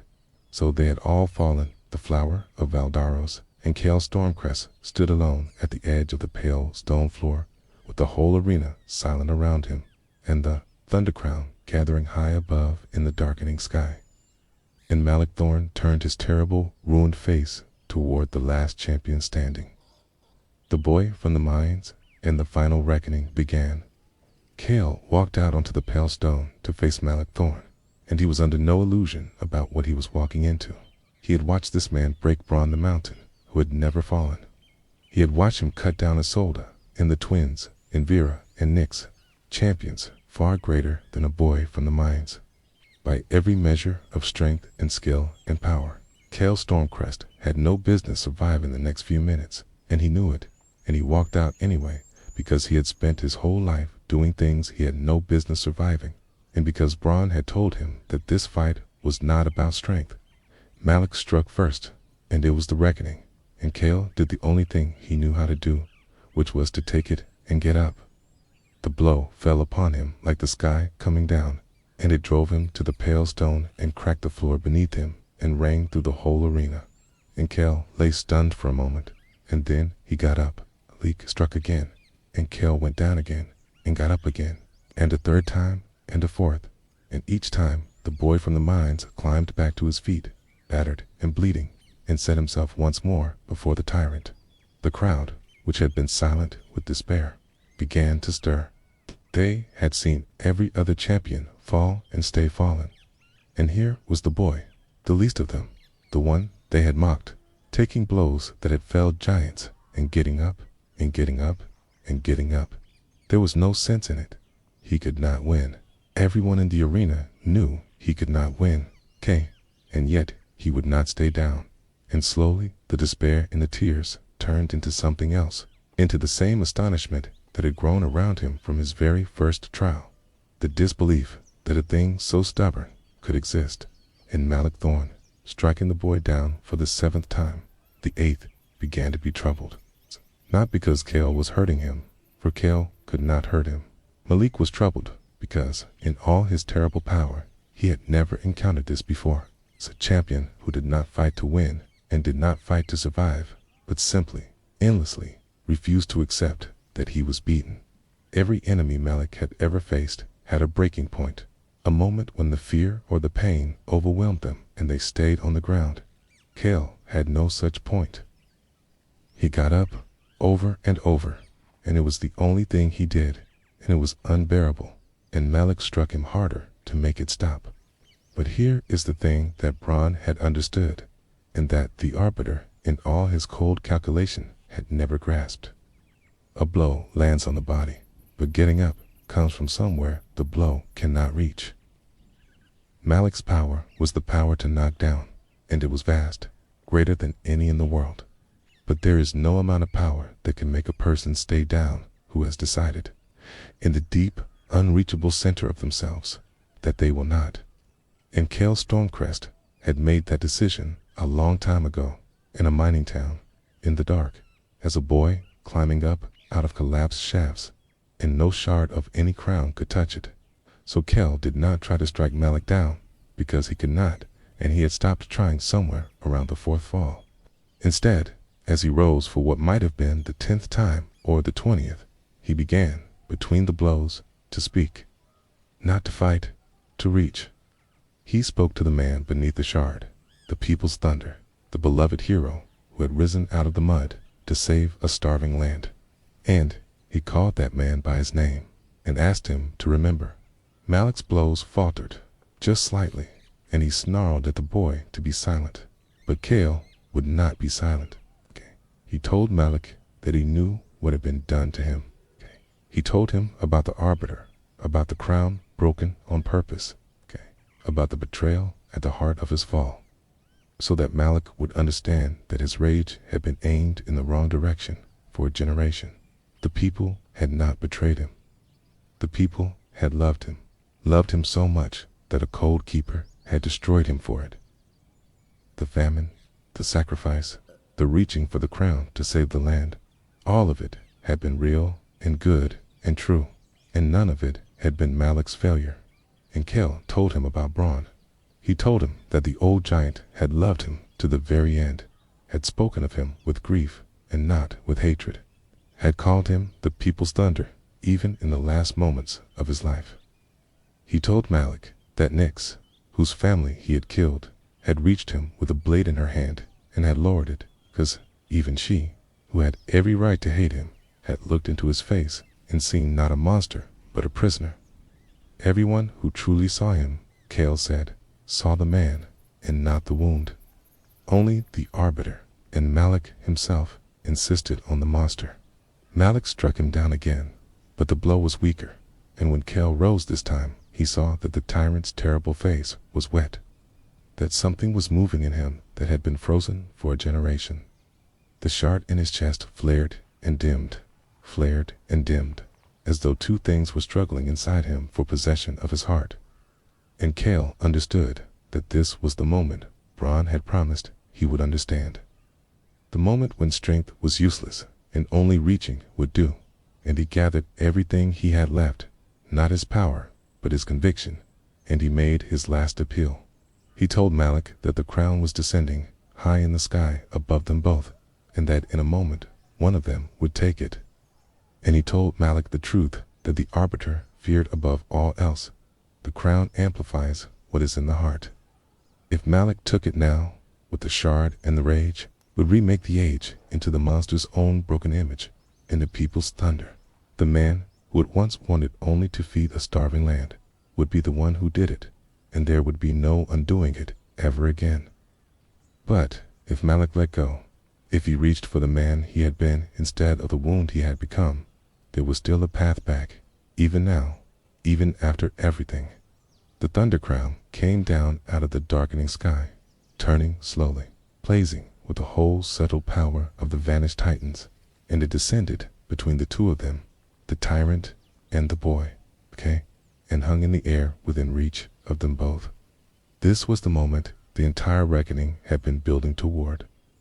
The moment a generation in the making, and the whole arena held its breath, and even the arbiter on his platform of black stone leaned forward, because the thing he had guarded against for so long was about to be decided. Malik Thorn reached for the crown, and so did Kale, and their hands closed upon it at the same instant, and the power of it roared through them both. And in that shared moment, connected by the crown, Kale felt everything that was in Malik, the whole ocean of his grief. The love that had been turned to poison, the good man drowning beneath a generation of rage. And Malik felt everything that was in Kale, the stubborn getting up, the refusal to hate, and underneath it all, the thing the arbiter had never accounted for. Kale did not want the crown. He held the power to reshape the age in his hands, and he did not want to rule, did not want to remake the world in his own image, wanted only to heal what had been broken and then set the power down. The crown felt it, the crown which amplifies what is in the heart, which had shattered a generation ago because a heart of fear and betrayal had touched it at the moment of its claiming. Now touched a heart that reached for it without wanting to rule, and it began, for the first time since it broke, to become whole. The blazing light of it steadied and deepened and turned from the sick pulsing blue of the shard to a pure and golden radiance, and the fracture that had run through it for a generation began to close, and the shard in Malik Thorn's chest was a corrupted fragment that had poisoned him for so long, answered the healing of the crown it had been torn from, and it loosened, and it fell, simply came free of his heart, and dropped to the pale stone, and shattered into nothing, and the corrupted power drained out of Malik all at once, and the tyrant was gone, and what remained, kneeling on the floor of the arena with his hands falling away from the crown, was a broken old man weeping for everything he had done. Kale held the whole and blazing crown, the power to reshape the age, alive in his hands, and every eye in the arena was upon him, and the arbiter watched with an expression that had finally cracked into fear, because the boy who did not want the crown now held its full and terrible power, and could do anything at all. And Kale looked at the crown, and he looked at the weeping man who had been the people's thunder. And he looked up at the cold keeper on his platform of black stone, and he understood that the whole meaning of everything Bron had died to tell him rested on what he did in the next few moments. The arbiter spoke then, quickly, because he saw his long order coming apart, and he meant to save it. He told Kale that the boy had won, that the crown was his, that he now held the power to reshape the age however he wished. He could raise Emberdeep from poverty, restore Vera's fallen house, give Nyx back the family that had been taken from her. He could remake the whole of Valdaros into a paradise, the arbiter said, and no one, not even the keeper of the arena, could stop him. It was the reward of the reckoning, and Kale had earned it, and he should take it. And in the keeper's voice there was, for the first time, the faint, desperate note of a thing bargaining for its life. Kale understood the trap in it. The arbiter was offering him everything. Thus, the arbiter knew that a champion who takes the crown and remakes the world, even for good reasons, becomes a ruler, becomes a power the keeper can eventually corrupt or contain, becomes part of the old, cold order of contest and crown and control. To take the crown and use it, even kindly, was to prove that the whole terrible machine was right, that power was the point, that the age belonged to whoever stood above the rest. And Cale Stormcrest, who had watched that machine break a good man and kill a great one, would not give it that victory. So Cale did the thing the Arbiter had never once, in all his generations of keeping the arena, seen a champion do. He lifted the whole and blazing thunder crown, the power to reshape the age alive in his hands, and he set it down. He placed it gently on the pale stone floor of the Colosseum Eternal, and he took his hands away from it, and he stepped back. He did not remake Valdaros.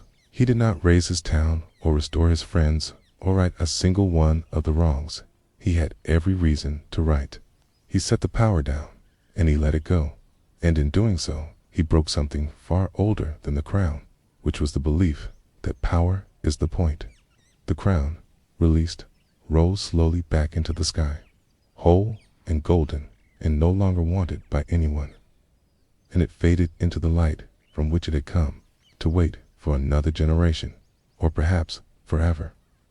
And the Colosseum Eternal shuddered, because it was a place built entirely around the contest for that power. I think the champion had just reached the end of the contest and refused the prize. And the arena did not know what to do with the thing it had never been designed to hold. The sourceless light flickered. The pale stone trembled. The old order was ending, because someone had finally declined to participate in it. And the Arbiter, keeper of the arena, guardian of the ancient law, felt his purpose come apart beneath him. His whole existence had rested on the contest, on the crown, on champions who wanted power and could therefore be governed by the rules that granted it. A boy who did not want it was outside every law the Arbiter kept, and there was nothing in all his cold generations of authority that could compel or corrupt or contain him, keep or aged, all at once. The years he had held off for so long arriving together, and he crumbled, not struck down by any blow, but simply undone, made irrelevant, a cage with nothing left inside it to guard. What remained, when the light had steadied and the arena had gone still, was a quiet that Valdaros had not known in a generation. Malik Thorn knelt on the pale stone, an old and hollowed man, and he did not rejoice at his freedom, because a man does not rejoice to be freed from a thing that made him hurt others. He wept for the swordsman he had struck down, and for Bron the Mountain, and for Nyx's family, and for a generation of fear.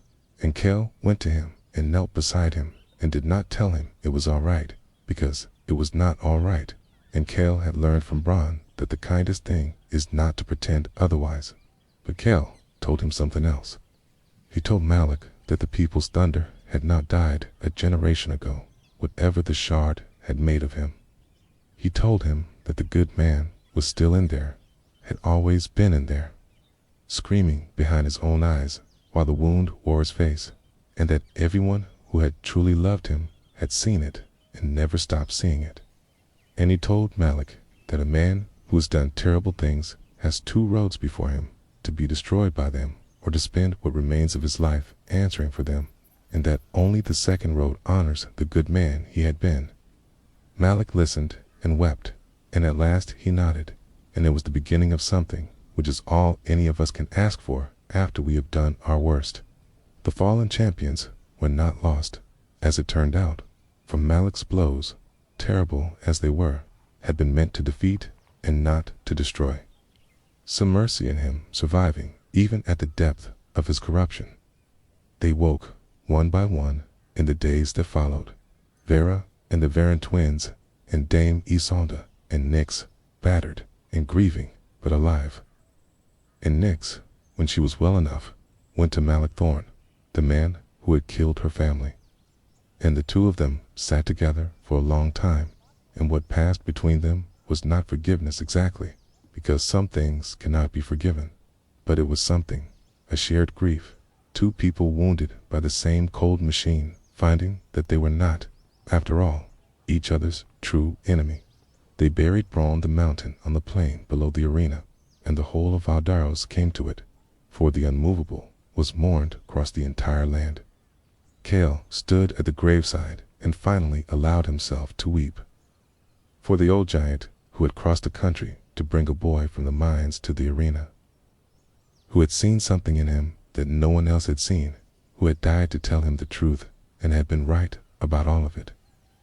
Braun had understood before anyone that the boy who got up off the ground would matter more than any champion who had never fallen, and he had given his life to make sure that boy reached the moment that mattered. Kale would carry him for the rest of his days, and then it was over, and the champions went their separate ways, as champions do. Vera Ashblood went home to rebuild her house, not with the crown's power, but with her own two hands, which he came to understand was the only way it would ever truly be hers. The Varan twins went east to their mother's farm to work the land and grow old side by side, which was all they had ever wanted. Dame Isolde went wandering to stand between harm and the helpless wherever she found them. Nyx went with Malik Thorn into the far places to help the old man answer for what he had done. Two shadows walking toward whatever daylight they could find. Kale Stormcrest went home to Ember Deep. He could have gone anywhere. He had refused the power to reshape the age, but the whole of Valdaros knew his name now.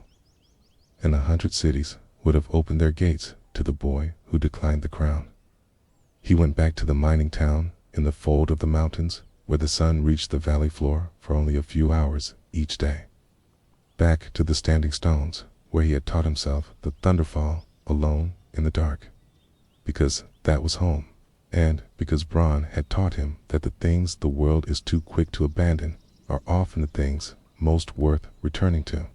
He kept the gauntlets of rolling thunder, for a relic does not leave his champion, but he did not use them to make himself a ruler or a legend. He used them the way his father might have wanted, to help dig the town out when the shafts collapsed, to move the stone that ordinary hands could not, to stand between the people of Ember Deep and the hard, indifferent mountain that had taken so much from them. He was still quiet, and still stubborn, and still a boy who got up off the ground, and the crown had not changed any of that, which was exactly the point. Sometimes, on cold, clear nights, Kale would walk out to the field of standing stones and look up at the sky, and remember. He would think of Braun, and of the champions who had fallen and risen, and of Malik Thorn walking somewhere in the dark with Nyx beside him, trying to answer for a generation of grief. And he would think of the crown, rising golden and whole back into the light, wanted by no one, waiting, perhaps, forever.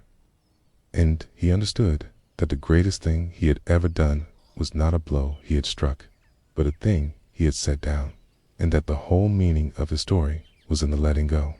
For the Thunder Crown had been broken once by a heart full of fear and betrayal, and it had been made whole once by a heart that reached for the power of the whole world and wanted only to set it down.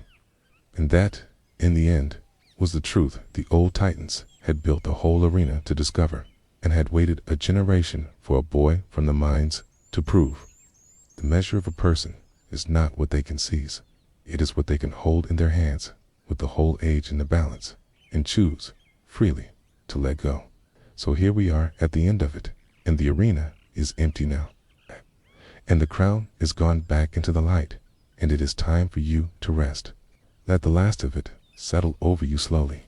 Picture the Colosseum, eternal, high above the clouds, floating in that still pocket of air where the wind never blows. Its pale stone quiet and its tears empty in a sourceless light gone soft and dim. The contest is finished. The champions have gone home.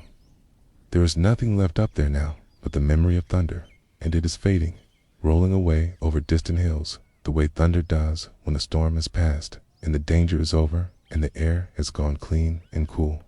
Picture the boy from the mines walking home along the gray roads, in no hurry, the iron gauntlets quiet on his hands. Picture Braun The mountain at rest at last on the plain below, mourned and remembered. Picture two shadows walking together toward the daylight, and twins working their mother's fields in the east. And a proud woman rebuilding her house with her own two hands. Everyone is where they should be. Everyone is carried. The story has set them all down gently, the way it means to set you down now. You do not have to hold any of it. Not the thunder, not the crown, not the fall, not the getting up. You have carried enough today, more than you know. And now it is time to do the thing that Kale learned was the greatest thing of all, which is simply to let go. Let your shoulders come down. Let your hands open. Let the weight you have been carrying rest on the seat beside you, where it will keep until morning, and let yourself be still. The arena is quiet. The thunder has passed. The light is soft and going softer, and you are safe, and there is nothing left to win and nothing left to do. Rest now. You have earned it. Good night.